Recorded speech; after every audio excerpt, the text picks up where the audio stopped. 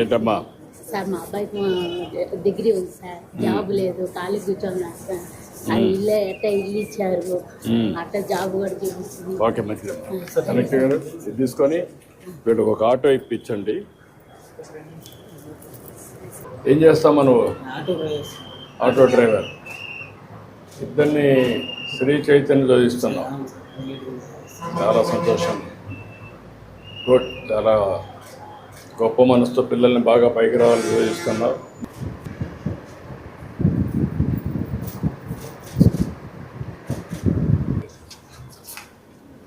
ఏంటమ్మా?